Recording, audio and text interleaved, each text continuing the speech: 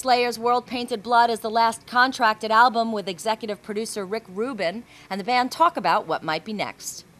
Ever since 1986's hit album Rain in Blood, Rick Rubin has been working closely with Slayer and has helped the band develop their unmistakable sound that helped forge the heavy metal scene.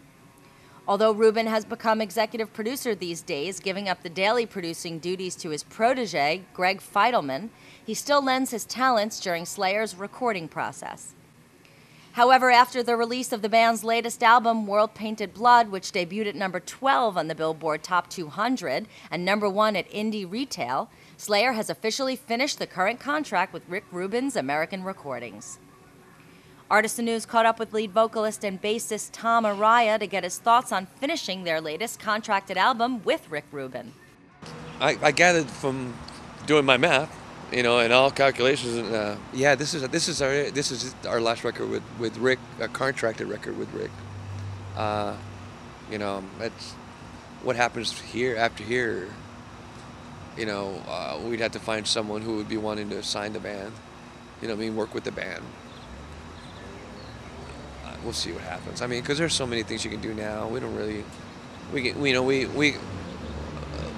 can ask for Rick Rubin to at least assist us, but there's too many opportunities out there to sit there and let someone else do those things for us anymore. Araya also talked about Rubin producing from the background these days. Rick Rubin really worked with us on the initial first 3 albums that we did. He was really worked with us close. But on the past few records, the past records since Divine, he sort of just sat in the back, and then we would work with producers, and then once we would have a finished product, Rubin would listen to it and then he would say, okay, we need to do this, you need to do that. Tom also shared his thoughts on Rick Rubin making the creative process happen. He likes to be make the creative process happen, you know what I mean? And I think at some point we